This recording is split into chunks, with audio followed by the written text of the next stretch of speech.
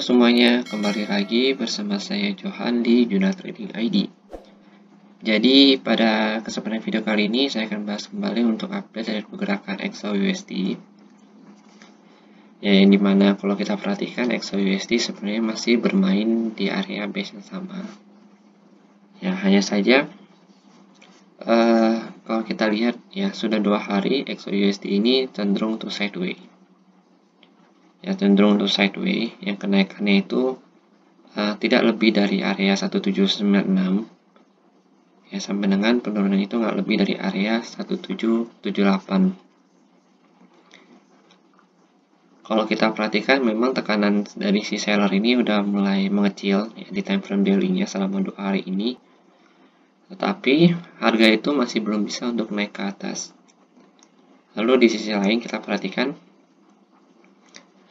ini ya, daerah ini merupakan area bisa dikatakan sebagai area demand-nya dia juga.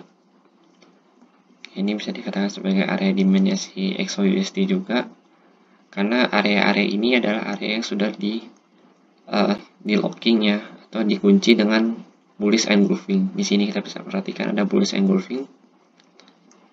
Makanya pada saat harga sudah turun dan sudah turun sampai daerah sini, itu dia cara untuk bisa turun lagi ke bawah. Bukan berarti dia nggak bisa turun, dia bisa turun, cuma dia butuh waktu untuk bisa menembus si bullish engulfing ini.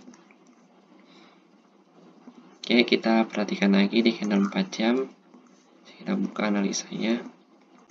Nah, di sini yang kemarin kan pada video kemarin saya sempat buat ya, di sini ada satu base besar merah ya, itu saya ambil dari time frame daily-nya. Yang di sini. Ini oke, kita kemarin ambil dari sini. Nah, base yang besar ini nih. Sorry, ini. Nah, base yang besar ini kemarin kan saya ambil dari time frame daily-nya. Karena dia masih belum bisa ditembus ya, karena dia masih belum bisa ditembus dan pergerakan cenderung untuk berada di area base ini, maka saya ganti base-nya itu dengan menggunakan base yang saya ambil dari time frame 4 jam supaya pergerakan itu lebih terlihat.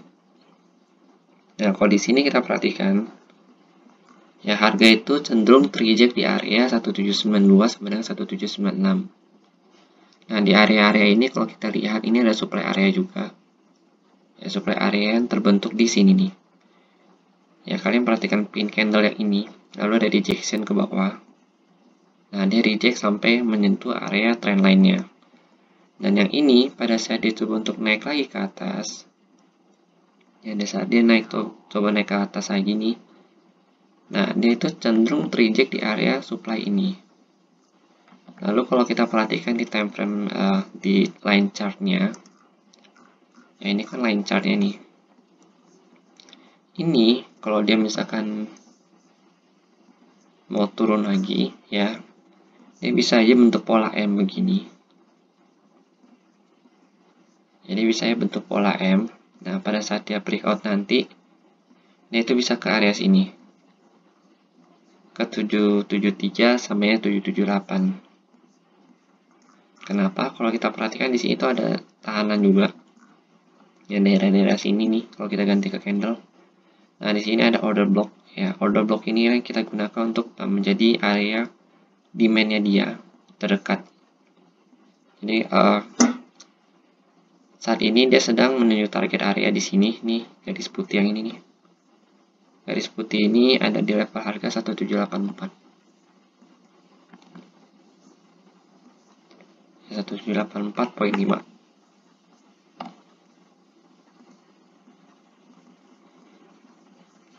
Jadi patokannya kalau misalkan dia breakout dari 1784.5 ya, misalkan dia breakout dari sini, ada kemungkinan besar dia langsung lanjut ke area sini ke 1773.44 sampai dengan 1778.32. Lalu setelah itu ya, setelah dia berada di sini price-nya, dia melakukan reversal ke atas untuk melakukan retest kembali 1784.50.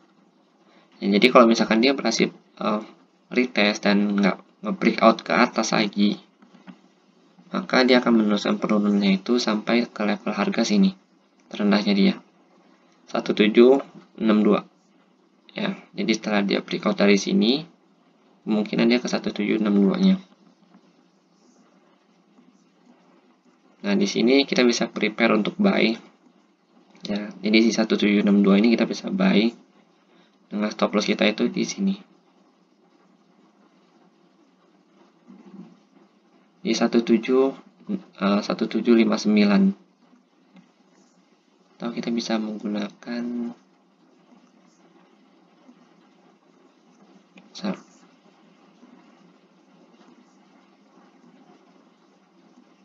kita bisa menggunakan ini.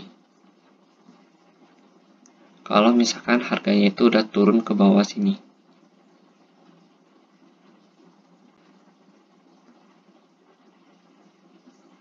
Nah, ini kalau misalkan harga turun ke bawah. Tapi kalau misalkan harga belum turun ke bawah banget, ya harga masih belum turun ke bawah banget. Misalkan ada di reversal di daerah sini 1773 sampai 1778, maka kita bisa menggunakan area ini untuk melakukan buy ya, dengan target price kita di 1784 dan stop loss kita itu bisa kita taruh di sini.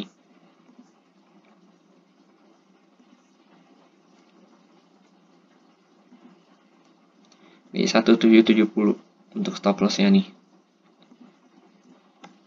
Kenapa saya taruh stop loss di sini, kita pun di sini, karena ketika dia breakout dari area sini dan menembus sebuah area ini, maka penurunannya itu akan dilanjutkan sampai ke 1762 ya. Tapi kalau misalkan dia berhasil reversal dari 1784.50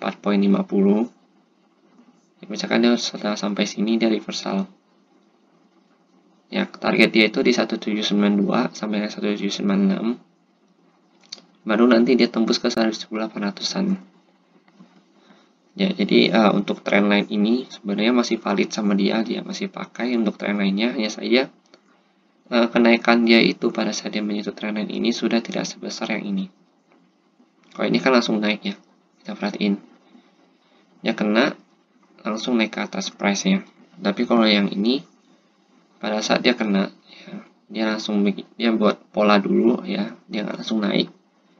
Jadi emang ada tahanan yang cukup besar di daerah sini, di daerah time frame ini, di daerah yang trendline yang ini.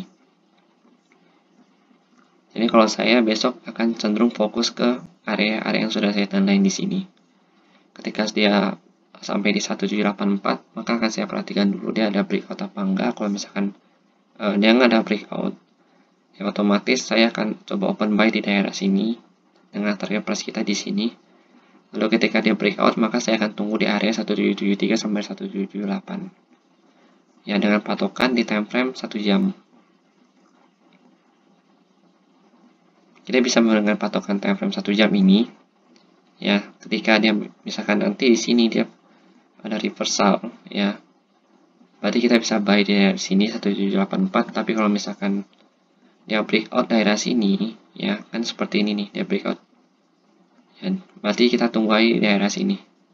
Jangan dipaksa untuk kita beli ketika dia breakout, takutnya nanti pada saat dia breakout terus kita beli di sini, harga itu akan terus turun ke bawah mencari demand area terdekatnya. Seperti ini ya, pada saat dia breakout nih, harga itu turun lagi untuk cari demand areanya di sini, daerah sini dia baru untuk naik, baru dia bisa untuk naik ke atas lagi. Oke, jadi sebenarnya overall selama 2 hari ini ya, yang saya update kemarin itu XAUUSD juga masih sideways, jadi masih di dalam area yang sama. Jadi untuk mapping yang kemarin saya bahas juga masih valid, dan mappingnya ini hanya saya kecilkan aja untuk range-nya dari yang daily menjadi 1 jam dan juga 4 jam. Oke, jadi sekian dulu video dari saya, dan jika memang ada yang salah atau misalkan ada yang kurang dalam pembahasan video ini, saya mohon maaf, dan silahkan kalian tambahkan di kolom komentar. Nanti akan saya coba koreksi di pembahasan video kedepannya. Oke, terima kasih dan sampai jumpa pada video berikutnya.